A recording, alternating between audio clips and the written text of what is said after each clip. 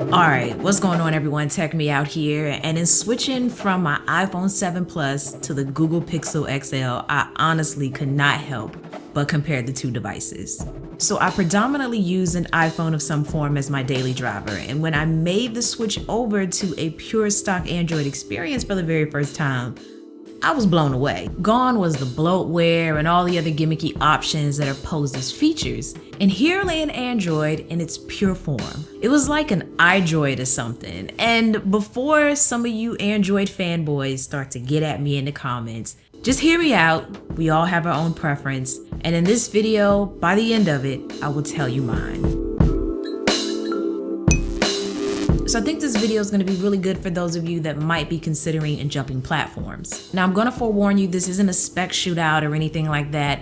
This is more so an observation of how these two devices can perform for you as your daily driver. So first thing up, design. Both are made of aluminum with the exception of the Pixel, as the top of it is made of glass. But it's no biggie here because aside from initially having mixed feelings about how it looks, comfort-wise it posed no problems. However, what I did raise a brow at from the Pixel was the placement choices of the volume and power buttons, as they are located along the same side, with the texture to the power button though to help differentiate the two without looking. Whereas the 7 Plus kept the design choice most of us are used to, power buttons somewhere along the right and volume buttons along the left. But one thing that the Pixel has going for it that the 7 Plus doesn't is, yep, that headphone jack. So you don't have to be about that adapter hack life with this one, which is nice. Now, while I do prefer to have my headphone jack located along the bottom because it's easier to keep the cord out of the way, I'd much rather have a headphone jack to use than not one at all. Charging wise though, the Plus uses the typical lightning cable, whereas the Pixel needs USB-C, which is something the world is still adapting to, so it's much easier to find a friend who has a lightning cable versus one who has a USB-C cable. But when you look at the display of both of them, you're gonna find that they both have a 5.5-inch screen,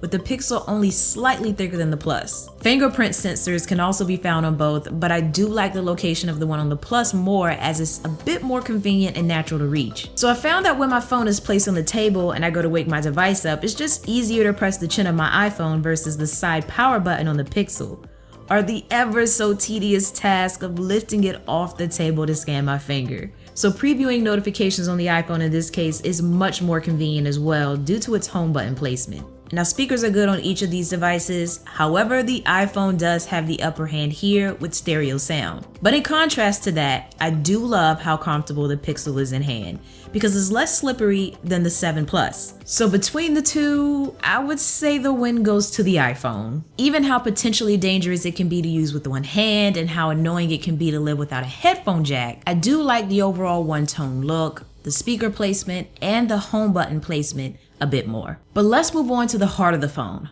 operating systems. And both phones honestly shine here in their own special way. So iPhones are pretty much locked down when it comes to making your home screen look like that of your own. But with the Pixel, or really Android in general, you can drag and drop your icons exactly where you want them. You can change the appearance of your icons with icon packs, or smack on a launcher and completely revamp the interface altogether.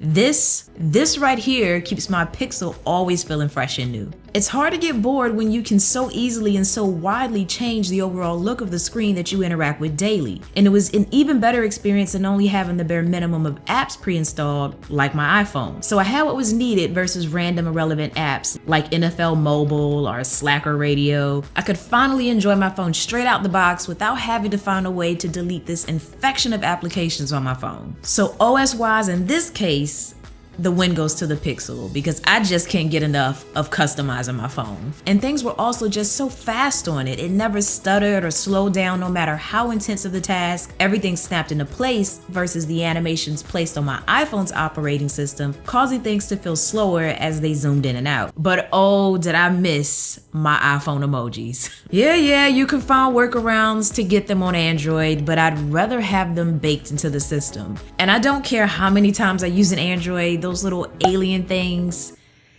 are just never gonna impress me. But the Pixel excelled in other areas like its features. So it has colorful pulse notifications versus a blinding flashing light that seems to cause concern in a crowd versus a discreet alert that you have a message or something. Are the combined view of notifications and quick switches that are actually pretty much all the switches you would really want quick access to. There are just so many features that I have yet to mention that the Pixel offers that the Plus just doesn't. But at the end of it all, pretty much anything, or rather most things that your Pixel doesn't already do, can be changed with just an app from the Play Store, whereas with my Plus, a jailbreak or hacking of my software is needed. And that's only if and when a jailbreak is released for my software version. But those cameras, both devices offer an excellent camera that pretty much leaves it at your discretion in regards to which picture style you like the most. So the iPhone seems to produce more of a realistic flat image in comparison to that of the Pixel, which often produce images with great contrast, sometimes a little too much, and lots of color reproduction. But low light performance on both was great with little noise taken away from the overall image. And both did well with video, but things are just smoother on the Plus due to its optical image stabilization, something that the Pixel lacks. So both are fully capable of taking great 4K video, but with all this considered, both are winners here for me. I can't choose, and please don't make me. Now with the display, if you're going to use either device to watch a video, you won't be disappointed with either option. They both have the same resolution, but the Pixel has an AMOLED display, which is going to make darker tones more pleasing to look at than that of the Plus, as things that should be black are just really kind of like an extremely dark gray. And you can even tell this difference when the phones are both asleep, as with the Pixel, the screen just seems to blend straight into the frame, and that's not the case with the Plus. Hey Siri. The woman that lives in your phone, better known as your personal assistant. Each shine in their own way, but I just love how naturally I can speak to Google Assistant and even carry on somewhat of a conversation. And I've never been able to really do that with Siri, and often struggle with formulating the correct way to word myself to even get her to respond properly, because I'm so tired of hearing, "Do you want me to search the web for that?" So between the two, Google Assistant just responded better, and I didn't have to calculate my thoughts before asking my question. Now when it comes to the battery, I favorite that of the Pixel. So both got me through the day, but the Pixel just seemed to last longer and it packs rapid charging, so I can quickly juice up my phone in a matter of minutes even if it did die. Both are truly awesome devices. They perform well, they're super fast, they have great cameras, displays, and batteries.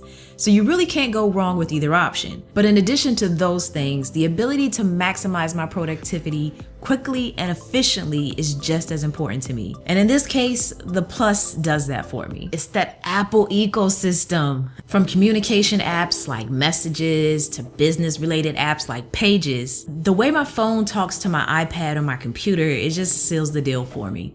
Granted, you can achieve a similar result on the Pixel, but the app interface, options, and syncing of that presented by Apple is just what I prefer. It's the simple stuff, like a lot of my friends have iPhones, therefore they use iMessage. So to get them to try to download a third-party messenger app, it just doesn't go well, and I don't feel like exerting the energy to convince them to do so. Anytime I use an Android device, I always miss the ecosystem of my iPhone device. And yes, I'm aware you can use Hangouts, but it's just not the same.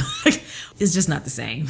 The continuity of the multiple apps to my multiple Apple devices, it just wins me over every time. So between the two, the iPhone 7 Plus is what I prefer. But I'm curious, which of the two do you prefer? The iPhone 7 or the Google Pixel?